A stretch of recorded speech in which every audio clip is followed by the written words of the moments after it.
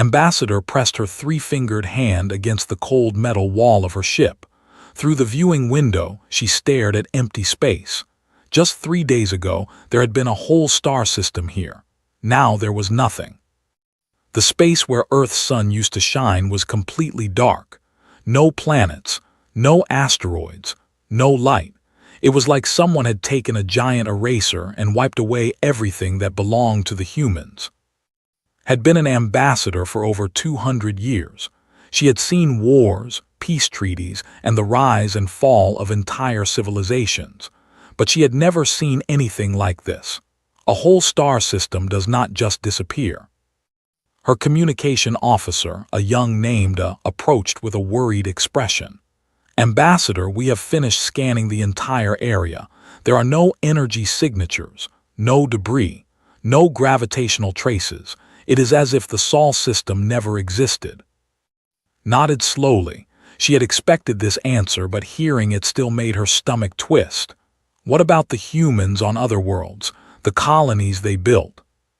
They are all gone too, replied. Every human settlement, every human ship, every human person in the galaxy. They all vanished at the exact same moment. The ambassador closed her eyes. Humanity had only been part of the galactic community for 200 years. They were the members, still learning the rules and customs. But in that short time, they had changed everything. Before humans arrived, the different alien species barely talked to each other. The Empire stayed in their corner of the galaxy. The hegemony kept to themselves. They only traded with species they had known for thousands of years. Everyone was polite but distant. Then came the humans with their strange ability to understand everyone. They learned alien languages faster than anyone thought possible. They found solutions to problems that had puzzled the minds for centuries. Most importantly, they made friends with everyone. Human engineers could fix machines that other species thought were broken forever. Human doctors could heal diseases that had killed millions. Human traders created new routes between worlds that had never worked together before. Human diplomats stopped wars before they started. Now they were gone. Remembered her first meeting with a human. It was Ambassador Sarah Martinez, a small woman with bright eyes and a warm smile. Sarah had somehow convinced the to stop fighting over a mining dispute that had lasted 50 years. She did it in one afternoon with nothing but words and genuine concern for both sides. "How do you do it?" had asked Sarah after the meeting. Sarah had shrugged. "We just listen, really listen. Most fights happen because people think no one understands their problems. Once you show them you really understand, they are usually willing to work things out." It sounded so simple when Sarah said it, but no other species had ever managed to do what humans did so naturally. The communication system buzzed, interrupting memories. I answered the call and then turned to her with wide eyes. "Ambassador, we are receiving emergency transmissions from across the galaxy. Ships are reporting the same thing everywhere. All humans are gone." Over the next few hours, reports came in from every corner of known space. Human colonies that had been thriving centers of trade and culture were now empty. Human ships that had been traveling between worlds were simply missing. Even humans who had been visiting alien worlds as guests or workers had vanished without a trace. The galactic news networks went crazy. Some alien reporters claimed it was an attack by an unknown enemy. Others thought the humans had been taken by a more advanced civilization. A few suggested that humanity had somehow destroyed itself in a terrible accident. But the scientists could not find any evidence of violence or disaster. There were no signs of weapons being used, no explosions, no battles. The humans had not been killed or captured. They had simply stopped existing. Dr. L, the famous scientist, appeared on news broadcasts across the galaxy. She had spent decades studying human culture and technology. Her voice was calm, but her usually steady hands were shaking. "The evidence suggests something unprecedented has occurred," she said to the cameras. Humanity has not been destroyed. They have been removed from this reality entirely. Whether this was done to them or by them, we cannot yet determine. The stock markets crashed. Trade routes that depended on human coordination fell apart. Construction projects that human engineers had designed stopped completely because no one else understood how to finish them. But the worst part was the silence. For 200 years, human voices had been part of every important galactic discussion. Their ships had traveled every major space route. Their messages had connected distant worlds. Now the galaxy felt empty and quiet in a way it had not felt for centuries. Stood in her ship, looking out at the void where Earth used to be, she thought about all the human friends she had made over the years. Sarah Martinez, who had taught her to play chess. Dr. James, who had helped cure a plague on her. Captain, who had rescued her ship from pirates. Were they dead? Were they trapped somewhere? Had they chosen to leave? The questions had no answers. "Ambassador," said softly, "what should we tell the Galactic Council?" Was quiet for a long time. Finally, she spoke. "Tell them that humanity is gone. Tell them that we have lost our friends and our best teachers. Tell them that the galaxy is a colder, lonelier place today." She paused and looked one more time at the empty space where Earth should have been. "And tell them that we will wait. If there is even the smallest chance that our human friends are still alive somewhere, we will be here when they return. The galaxy owes them that much." As her ship turned away from the void, did not know that she would be waiting for a very long time. She did not know that when humanity finally returned, they would be changed in ways no one could imagine. All she knew was that the galaxy felt broken without them.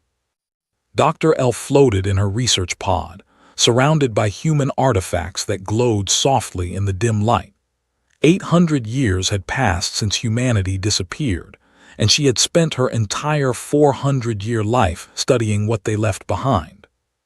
The artifacts were beautiful and strange.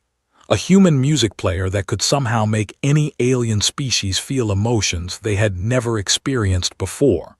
A medical scanner that could detect diseases no other technology could find. A simple tool that could repair any machine, no matter how complex or how old. But these items were dying.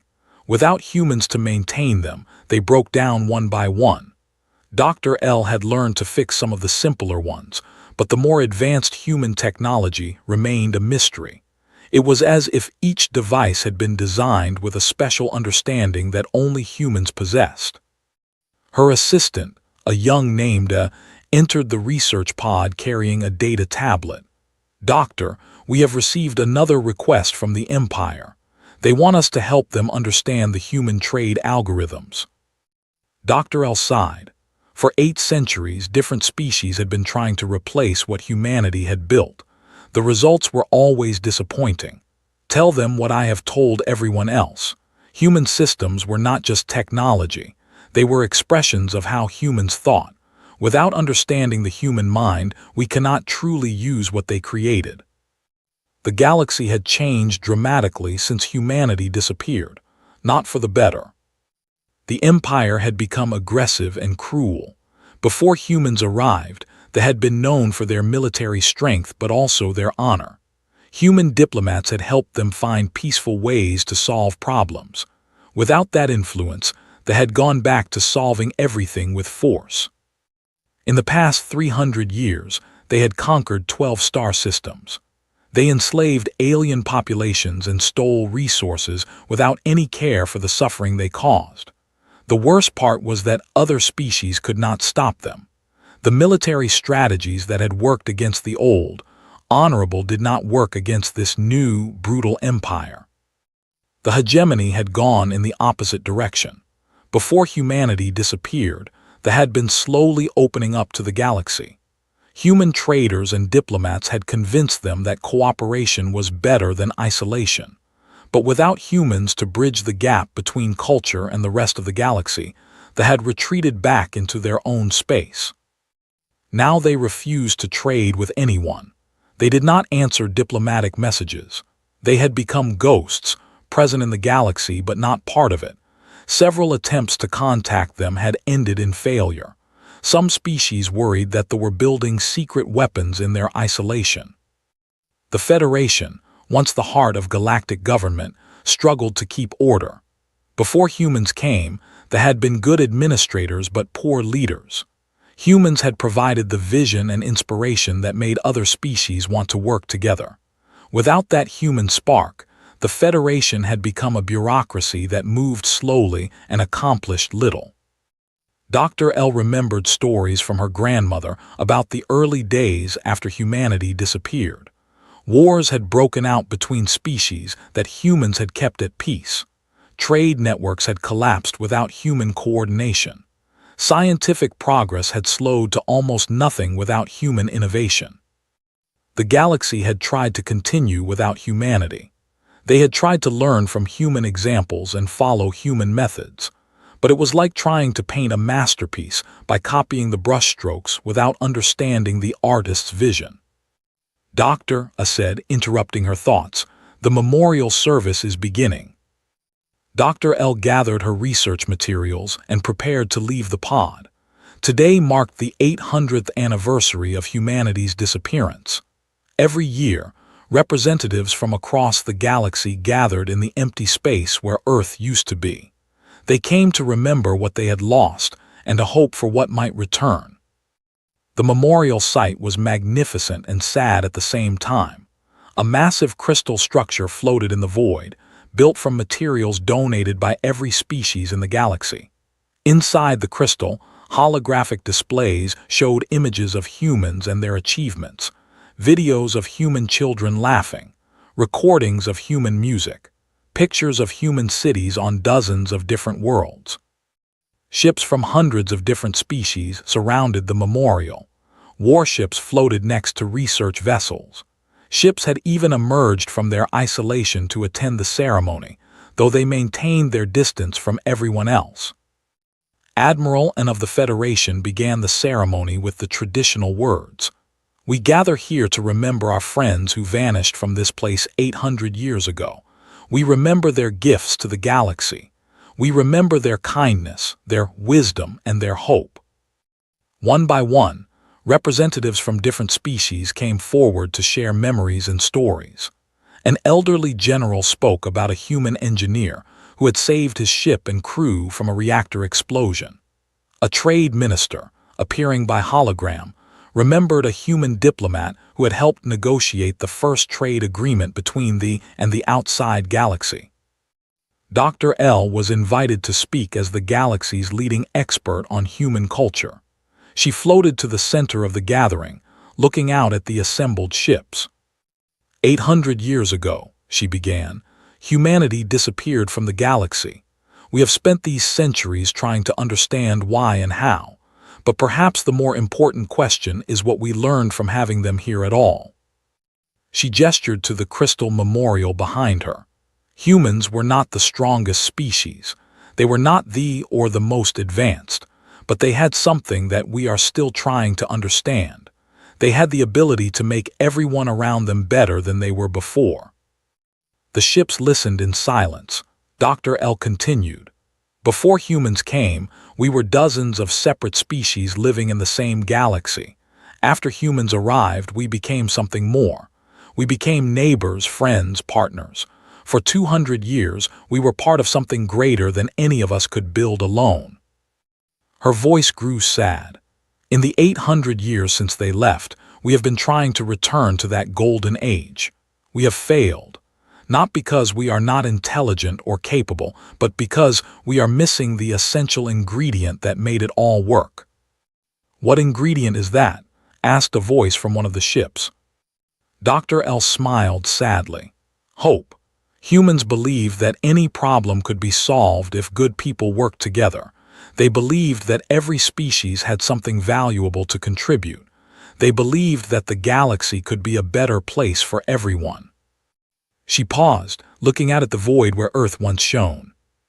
"We have spent 800 years proving that they were right. Without that hope, without that belief in cooperation and friendship, the galaxy has become smaller, meaner, and more divided. We need humans not just for their technology or their skills. We need them because they remind us of what we can become when we work together. As the ceremony ended and the ships began to disperse, Dr. L stayed behind. She floated alone in her research pod, studying the empty space where humanity had once lived. "Wherever you are," she whispered, "please come back. The galaxy is waiting for you." Captain was bored. After 12 years of patrolling the Sol Memorial Zone, she had seen the same empty space thousands of times. Her job was to make sure no one disturbed the memorial and to watch for any signs of unusual activity.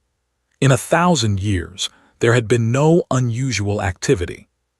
She was reading a report about trade disputes when her sensor operator suddenly shouted, "Captain, I am detecting massive energy readings from Grid 7. Dropped her report and rushed to the sensor station. Grid 7 was the exact location where Earth's sun used to be. According to her screens, something was generating enormous amounts of energy in that empty space. "Are you sure these readings are correct?" she asked. The sensor operator, a young Namda, checked his instruments 3 times. "Yes, Captain. The energy signature is unlike anything in our database. It is getting stronger." Activated the ship's emergency protocols. "Send an immediate message to Galactic Command. Tell them we have detected unknown activity in the Sol Memorial Zone. Request backup immediately." As she spoke, something impossible began to happen. A tiny point of light appeared in the darkness of Grid 7. At first, it was no bigger than a star seen from a great distance, but it grew brighter and larger with each passing second.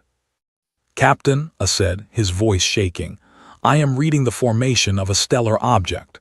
It appears to be a star, but it is forming much too quickly." Within minutes, a brilliant sun blazed where only emptiness had existed before. But this was not the same yellow star that had warmed Earth 1,000 years ago. This sun was larger, brighter, and burned with a perfect white light that seemed to pulse with controlled energy. "Impossible," whispered, "stars do not just appear." But even more impossible things were happening. Around the new sun, planets began to materialize. Not slowly, over millions of years as planets should form, but quickly, as if they were being placed there by invisible hands. The third planet from the sun was clearly Earth, but it was not the Earth that had disappeared. This Earth was 3 times larger than before, surrounded by glittering rings that sparkled like jewels.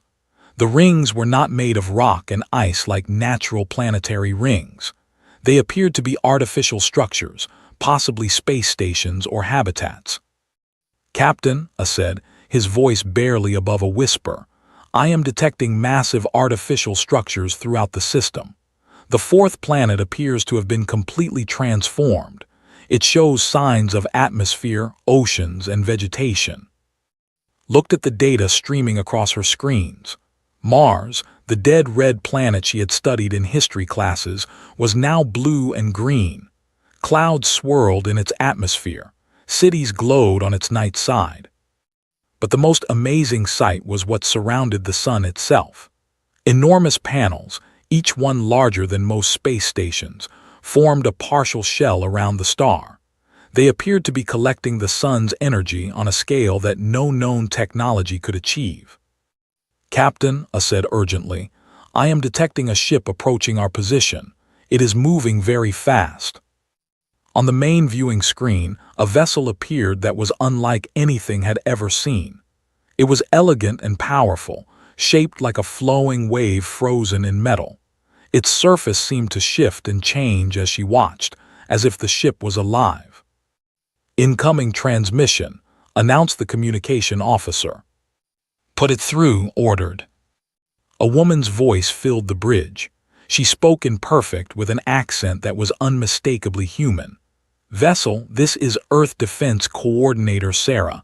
Welcome back to Sol System. We apologize for our long absence. We had some growing up to do." Felt her foreheart skip several beats. Humans. After 1,000 years they had returned. "This is captain of the Federation patrol ship Rising Dawn," she replied, trying to keep her voice steady. "Are you really human?" "We are," Sarah responded. "Though we have changed quite a bit since we left, we know you probably have many questions. We would be happy to answer them." The elegant ship moved alongside Rising Dawn and got a better look at it. The vessel was enormous, but it moved with impossible grace. She could see no weapons, no engines, no obvious technology. It was as if the ship was powered by forces she could not understand. "May I ask," said carefully, "where have you been for the past 1,000 years?" "We never left," Sarah replied. "We have been here the entire time, but removed from normal space-time. We needed isolation to complete a transformation that would have been impossible while remaining connected to the rest of the galaxy." "What kind of transformation?" There was a pause before Sarah answered. "We discovered that consciousness itself could be enhanced and accelerated. We learned to direct our own evolution, both biological and technological. For you, we have been gone 1,000 years. For us, we have experienced 1,000,000 years of growth and development." Felt dizzy. 1,000,000 years of human advancement compressed into 1,000 years of real time. What had they become during all that time? "We know this is difficult to understand," Sarah continued. "Perhaps it would be easier to show you. Would you and your crew like to visit New Earth? We promise you will be safe." Thought about her orders to patrol the memorial zone and report any unusual activity. This definitely qualified as unusual activity. "I should contact my command first." "Of course. Please feel free to send any messages you need to send. We will wait." Sent an emergency report to Galactic Command, including all the sensor data and recordings of her conversation with Sarah. The response came back within an hour. "Investigate further and prepare a detailed report." The journey to Earth took only minutes.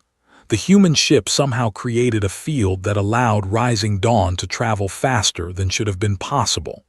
As they approached the planet, saw wonders that challenged everything she thought she knew about technology and engineering. The space around Earth was filled with structures that imagination. Massive rings rotated slowly around the planet, each one large enough to house millions of people.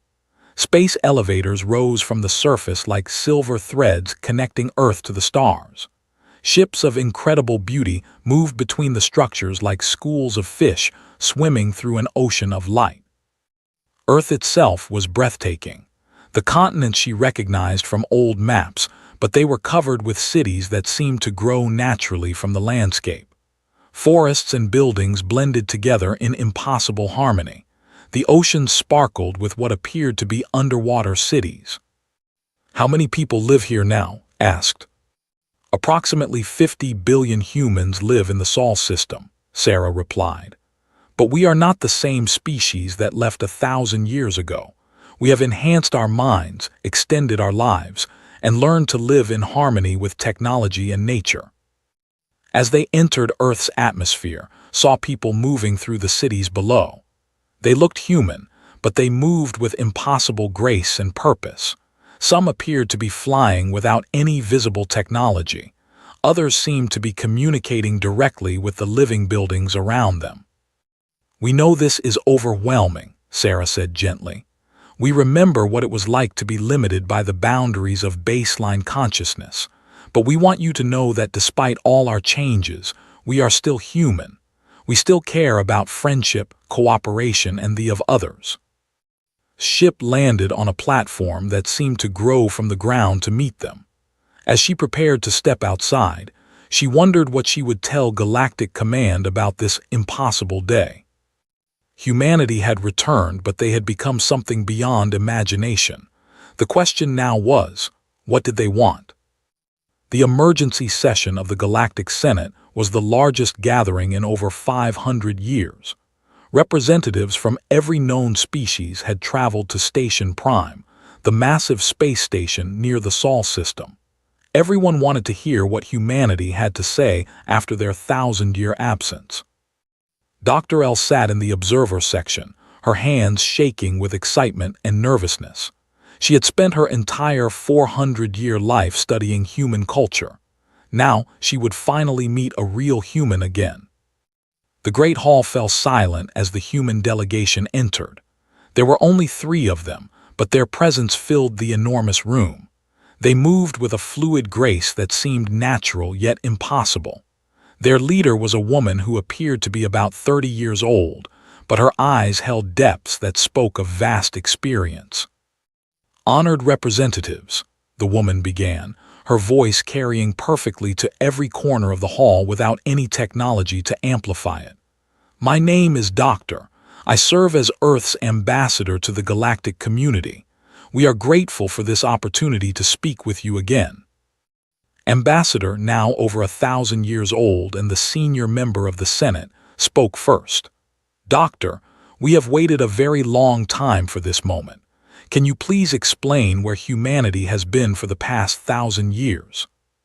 Smiled, and in that expression was both the warmth that had always defined humanity and something new, a vast, patient wisdom.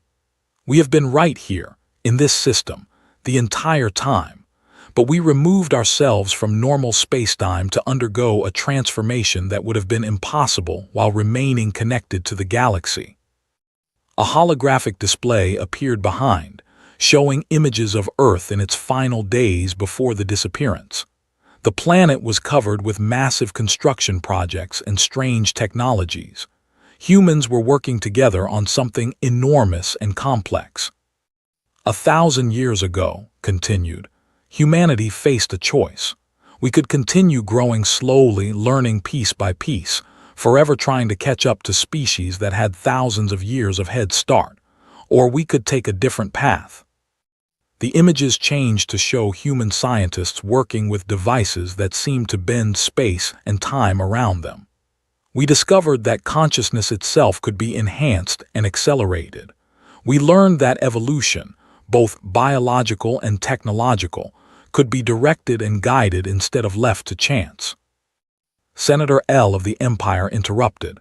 "Are you saying you deliberately changed yourselves, changed your own species?" "Yes," replied simply.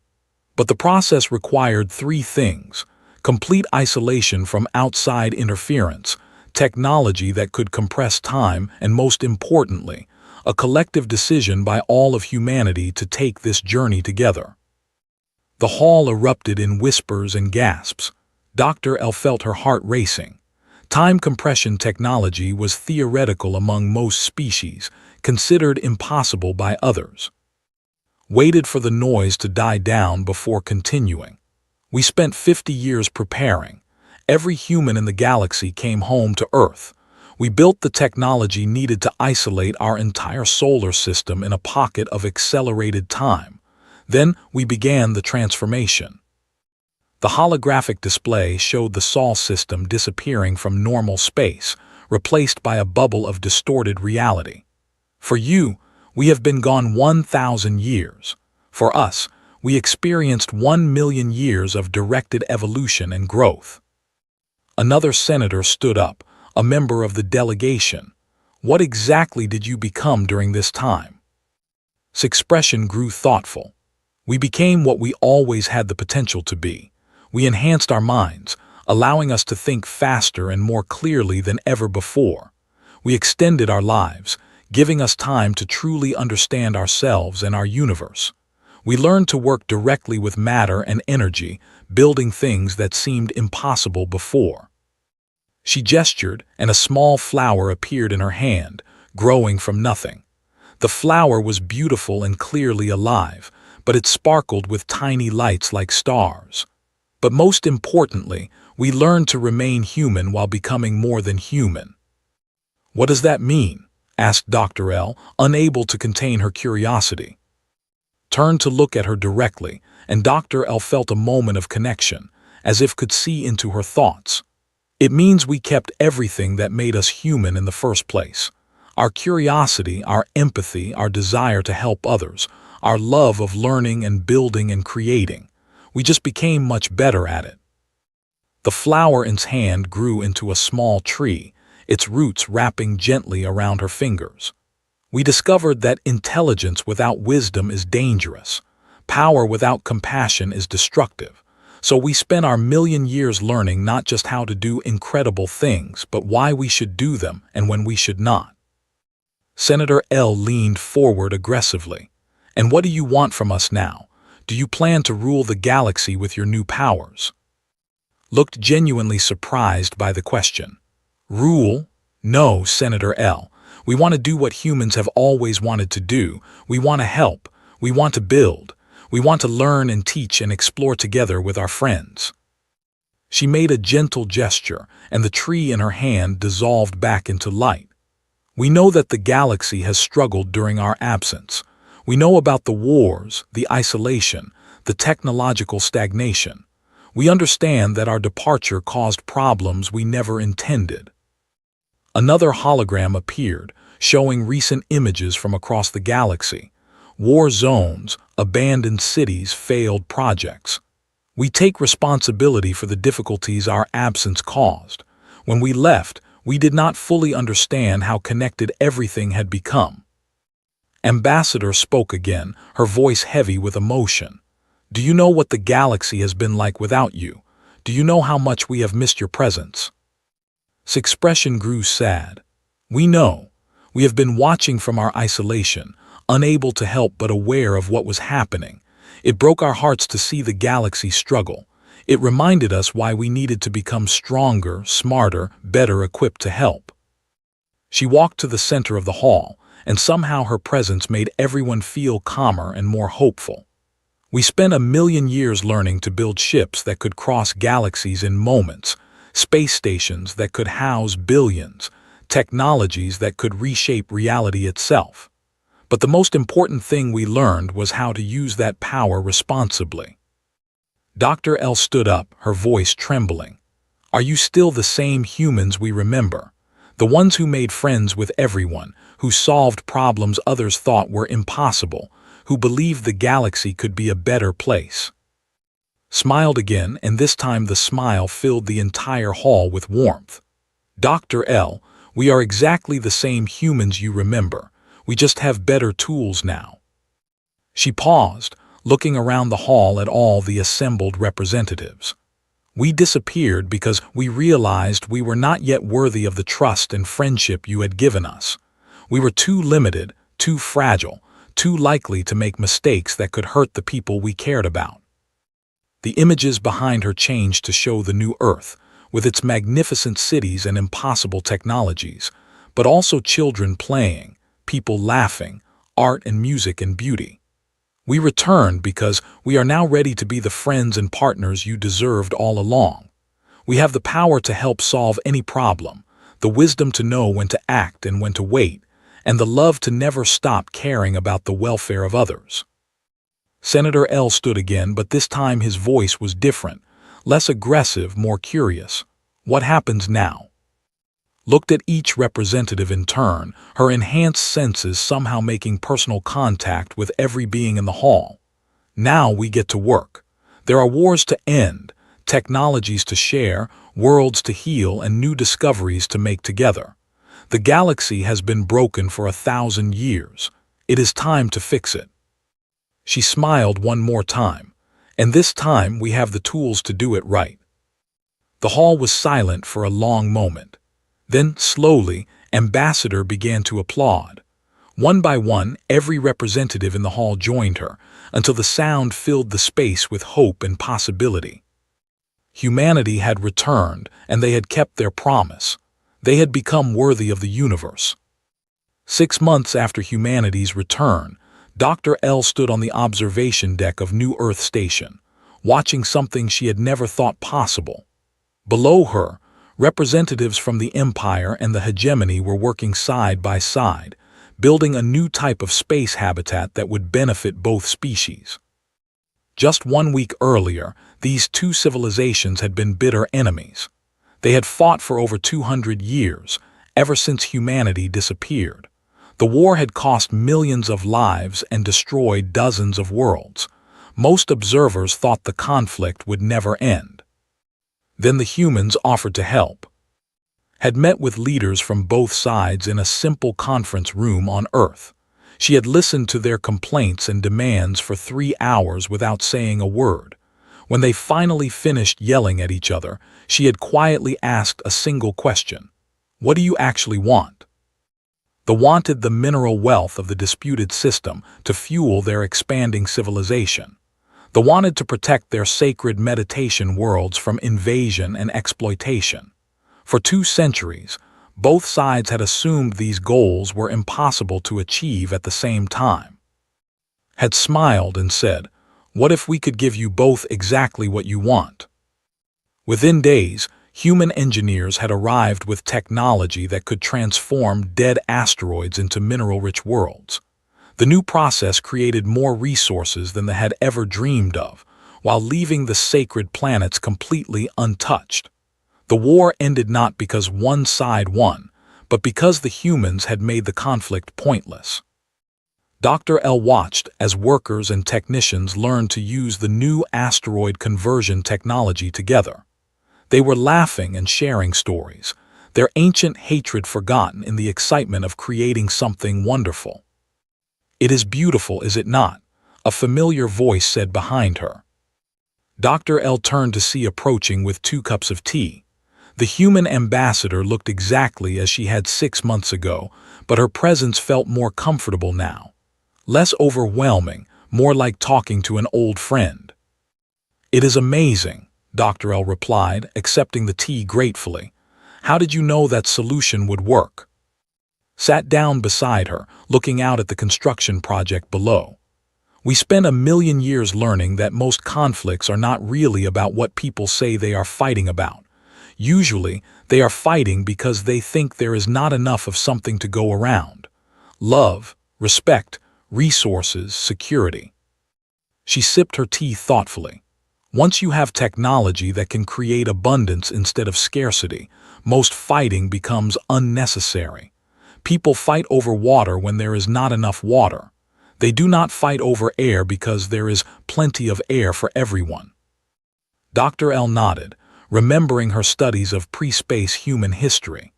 "Your species fought many wars on Earth before you learned to cooperate." "We did," agreed. "We made all the same mistakes that every young species makes. We competed when we should have cooperated. We fought when we should have talked. We wasted resources when we should have shared them." She gestured toward the work going on below them. "That is why we needed to become better. We could not help others avoid the mistakes we had made until we learned to avoid them ourselves." A message alert chimed and checked her communication device. "Excuse me for a moment. I have good news to share with the galactic networks." She activated a holographic transmitter, and her image was broadcast to billions of viewers across the galaxy. "This is with an update on the Greater Cloud Expedition. I am pleased to report that the first joint human-alien exploration mission has successfully established contact with 3 new civilizations." Dr. Elwatch's face light up with genuine excitement. The new species are peaceful and eager to join the galactic community. They have unique technologies and perspectives that will benefit everyone. We expect the first cultural exchange programs to begin within the year. The broadcast ended and turned back to Dr. L. "That was the 4th new species we have met this month. There is so much life in the universe, so many friends we have not made yet." "How do you travel so far so quickly?" Dr. L asked. She had been curious about human travel technology since their return. Smiled. "We learn to work with space-time itself rather than just moving through it. Distance becomes less important when you can fold reality like a piece of paper." Dr. L tried to imagine technology so advanced that the laws of physics became suggestions rather than rules. "Are you planning to share these technologies with other species?" "Gradually, yes, but only as fast as each species can handle them responsibly." The expression became more serious. "Great power requires great wisdom. We will not make the mistake of giving dangerous tools to civilizations that are not ready to use them safely." Another group of ships arrived at the station, and Dr. L recognized the elegant designs of the science fleet. The ships were returning from a joint research expedition with human scientists to study a supernova remnant. "They seem to be adapting well to your new technologies," Dr. L observed. "Your species has always been thoughtful and careful," replied. "You understand that knowledge is meant to be used to help others, not to gain advantage over them. That makes you excellent partners for scientific research." Dr. L felt a warm glow of pride. They had often felt left behind by more aggressive or technologically advanced species. It was wonderful to be valued for their careful, methodical approach to learning. "What about species that are more interested in using new technologies for military purposes?" she asked, thinking of some of the more warlike civilizations in the galaxy. His expression remained calm and patient. "We work with them to find better ways to achieve their goals. Most species that focus on military power are really trying to ensure their own security and survival.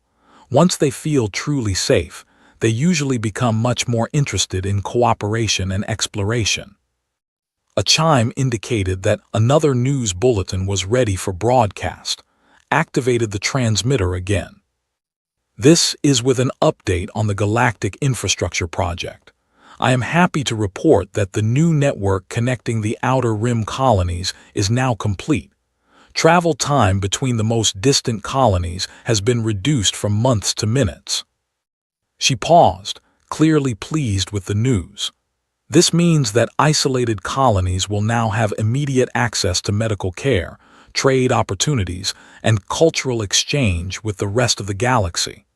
No human or alien will ever again be cut off from the larger galactic community." The broadcast ended, and Dr. L shook her head in amazement. 6 months ago, that project had been stalled for over 600 years.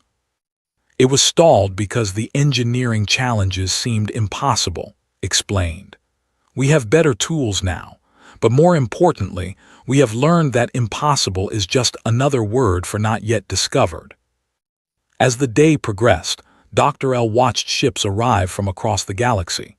Scientists bringing samples from newly discovered worlds, diplomats carrying peace agreements between former enemies, artists sharing new forms of expression that combined human and alien creativity. The galaxy felt alive in a way it had not for 1,000 years. Hope was spreading from system to system like light from a new star. Dr. L said as they prepared to leave the observation deck, "Do you think humanity will ever make another mistake? Will you ever need to disappear again to fix something you got wrong?" Considered the question carefully. "We will certainly make mistakes. All intelligent beings do, but we will never again abandon our friends when they need us. That was our greatest error the first time, thinking we had to face our challenges alone." She looked out at the bustling activity around the station. "This time, we grow together or not at all. The galaxy is our home, and everyone in it is our family." As they walked toward the transport bay, Dr. L reflected on how much her life had changed in just 6 months. Her research into human artifacts was no longer about understanding a lost civilization.